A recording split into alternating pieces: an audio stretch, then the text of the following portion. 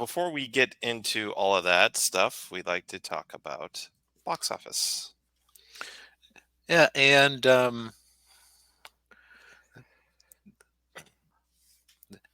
so I kind of feel like Ghostbusters Frozen Empire underperformed what I was expecting from it based on how well received the last movie was. Yeah, I was expecting it to be kind of like like Doom 2 was in its first weekend, like in the maybe 70-80 million dollar range. Yeah, that that's strange. Yeah, I'm gonna go ahead and take a quick look at what Ghostbusters Afterlife actually did. Well, that Oh, that one that might be a little weird because it was a COVID movie. would you believe that it's only $1 million behind of Frozen Empire despite that?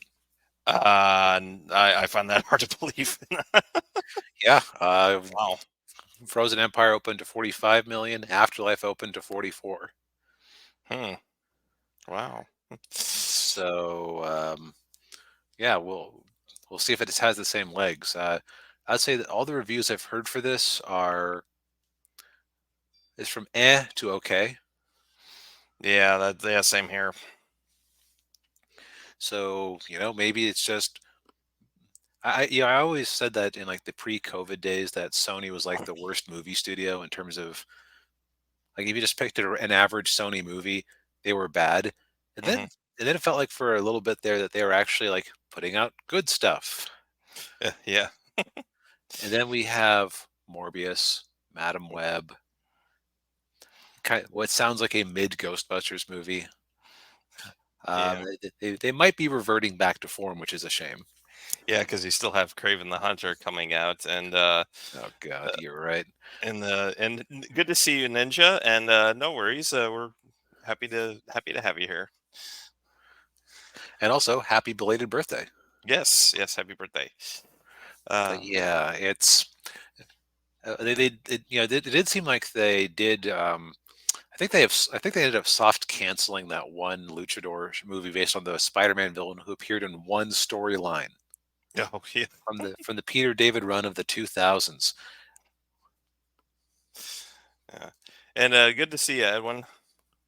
Oh, hey, Edwin. Yeah, Yeah, going down the list here. So Dune 2 is coming in softer than I think we were anticipating. yeah, not quite 600 million.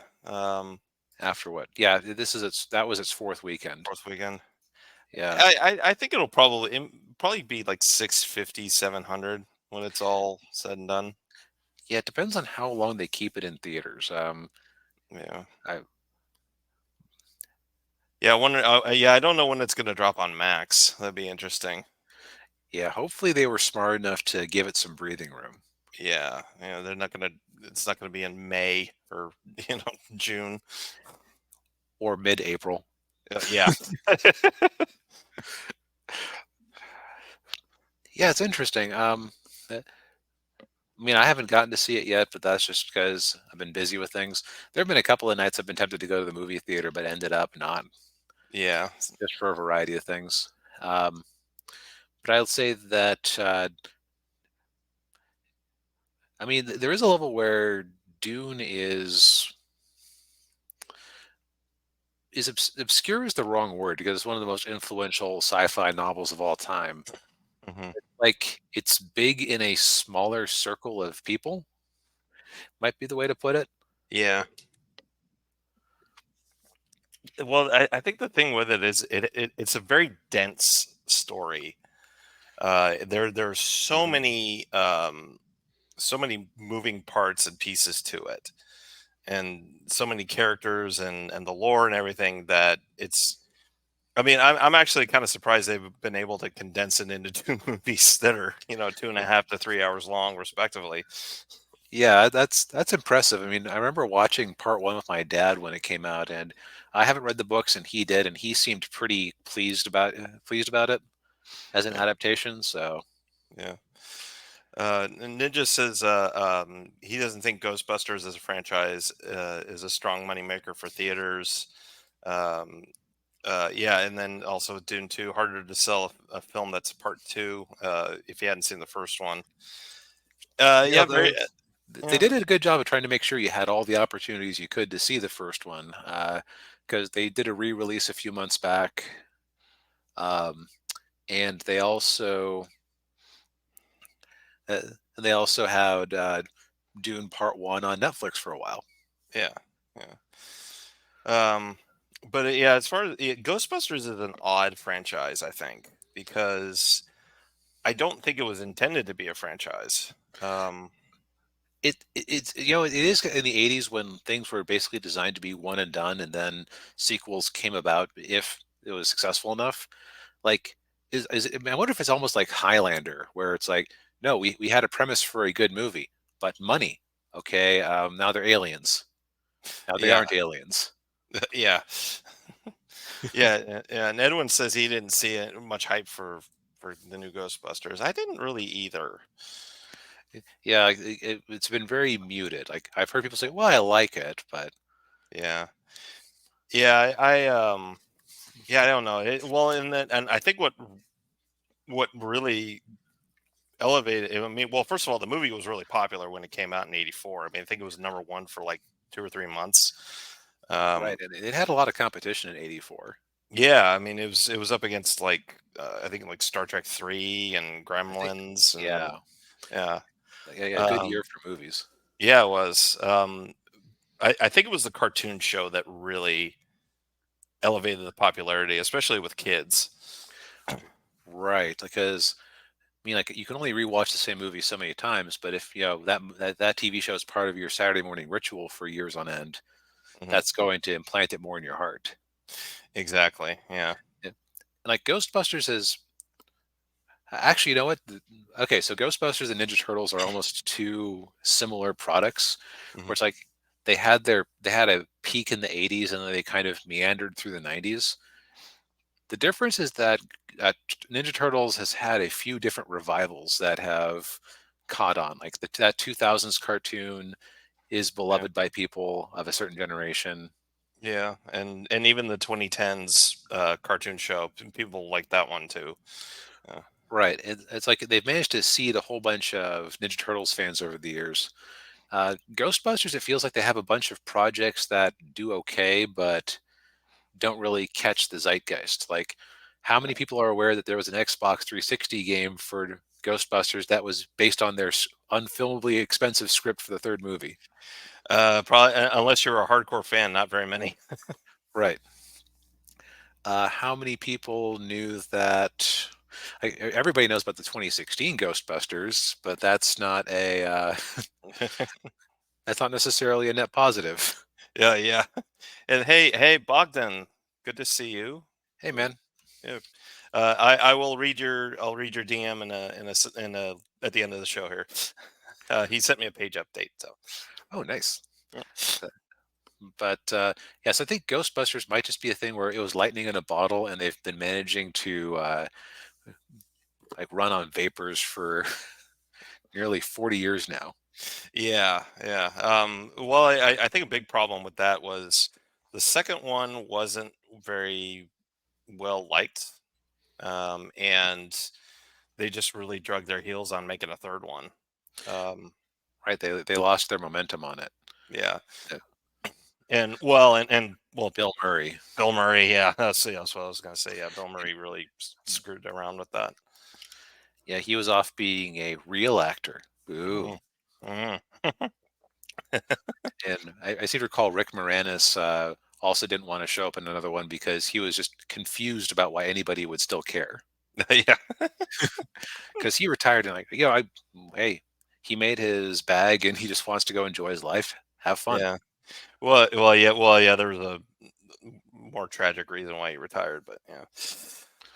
I thought I'd heard nice things, like he just wanted to spend time with his family. You know, Well, do you want to know, or well, his wife passed away. oh, okay, Yeah, and he okay, wanted to spend more time with his kids. Yeah, okay, then that's totally reasonable. yeah. Um, moving down the list, Kung Fu Panda 4. I'm, I think I seem to recall hearing that it's performing worse than other movies in the franchise. Mm, Which, since I just heard people saying that script was mid to bad, not yeah, surprising. yeah. Come on, DreamWorks. You really like blew. Okay, so you made a huge amount of money with the last Minions movie. Hmm. Then you made a really awesome Puss in Boots movie that managed to, like, despite being killed by the weather and being released on streaming, made $500 million. Yeah. And then back to back, we had um, Teenage Kraken, which was a bad movie, very Yes. Tumblr style. Yeah. Then we had then Then the other part of Universal gave us Migration, which was for the smallest of kids and has to be a huge disappointment for them. And then we have Kung Fu Panda 4 being phoned in. Yeah. Like, no, I mean, it's unfortunately like no wonder they're laying off half the DreamWorks animation staff. Yeah. Yeah. No, nobody likes to hear it, but it's understandable. Like, you had your chance to like really make a name for yourself, and you've just it hasn't been very even. Yeah. I think that's the frustrating thing with DreamWorks. If you're an animation lover, is that like Disney Renaissance and that Disney, like, I guess, re-renaissance of like Wreck-It Ralph and Tangled and Frozen and Big Hero 6. Yeah. Big Hero 6. Like those were like they weren't always all the best, but they had like a consistent but they had but they had like a consistency to them. Yeah. DreamWorks has just never managed to really get that. No, it's always very, yeah, hit and miss. I wonder if I would wonder if part of it is that maybe they give the whoever's running the movies more independence, because I know that Lasseter was big during that, like he was basically running Disney Studios and Pixar at the same time before he was sacked. Yeah. Uh, hmm. Uh, and Ninja says, I think the problem with Ghostbusters is that it's tied to specific actors as opposed to the concept of ghostbusting. I'll actually go a step further. So the concept of ghostbusting is actually, when you think about it, possibly controversial for various families. Hmm. Because, like, if you're very religious, then the way they're presenting Ghostbusters is very like 19th, 20th century occultic stuff uh,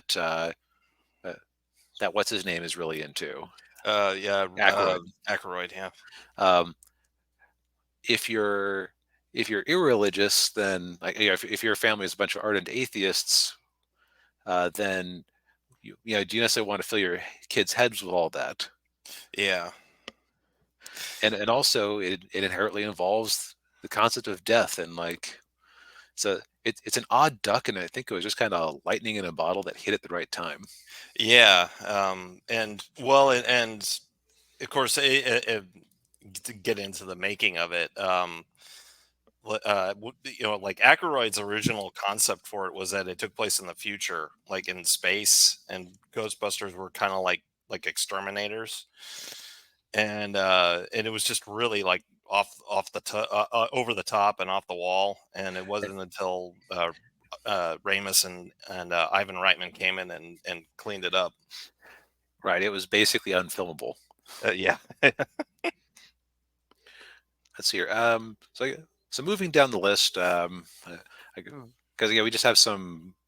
I think Dune is going to do all right for itself, especially because it's something that's going to have legs. Because you know, it seems like the version of Dune that fans of the book are happiest with, besides maybe that sci-fi TV show from a few years back. Which was a good show. I Uh, watched that. Yeah.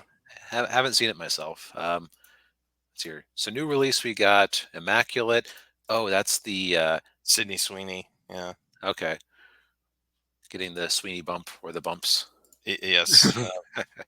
Although it's her playing a nun, which is a Yeah. little.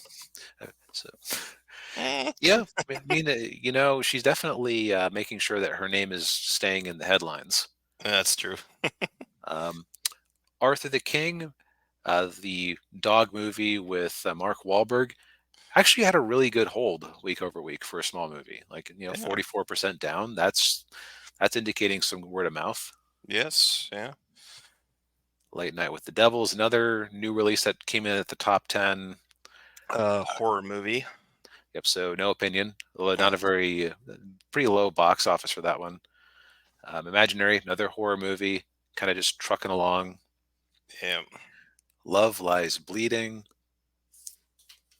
So this is part of that weird A24 style thing where it just goes into more theaters as time goes on.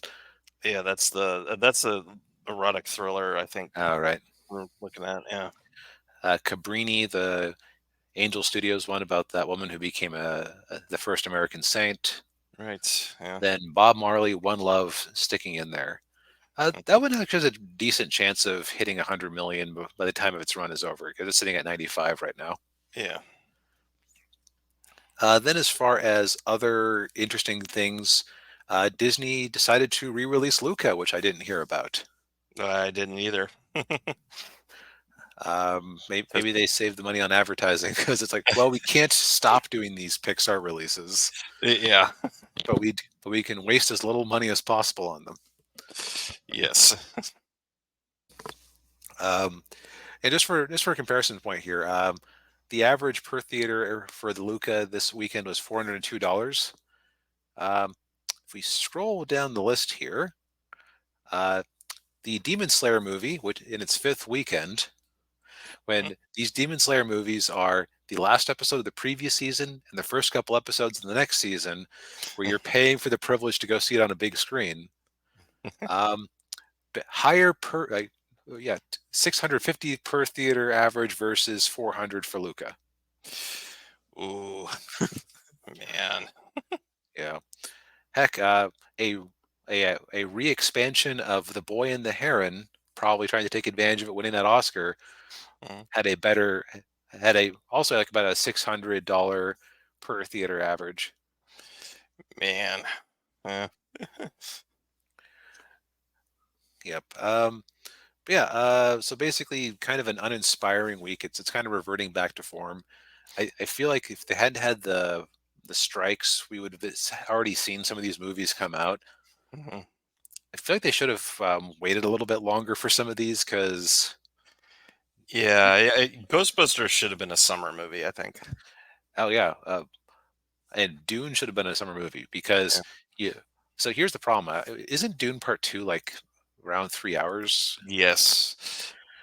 So the problem with releasing it this time of the year is that it's hard to. There aren't as many people who can take advantage of a matinee because, like, if I'm going to go see a long movie, starting Mm, at 3 o'clock makes a lot more sense than starting at 6 o'clock yes. or later. Hmm. Yeah, because you got yeah. If you start at 3, you're gonna depending on where your movie theater is. I mean, you might get home by like 7 or 7:30. Right? Or if you have traffic to worry about, you just walk out and there's probably a restaurant right there. Yeah. But overall, kind of, it's not like an awful thing. Like most of these movies are actually in shape to do financially well, especially because, except in the case of Warner Brothers, they don't have their own streaming services. Well, actually, no, Universal does have its own streaming service, but they like to share with Netflix too. So, Yeah. so I think they'll all be fine financially in the end. But it's yeah, just kind of it was kind of exciting to have these big back-to-back releases where like the top two movies were like 150 million combined or whatever, but Yeah. I don't even think we're looking at 100 million for the top 10 all told. Just quick, Well, let's see, yeah, 45. probably quick back of the napkin. We're probably looking at 80 to 90. Yeah. Hmm. Yeah. Oh well, I'm not an AMC stockholder. Yeah, neither am I. Yeah.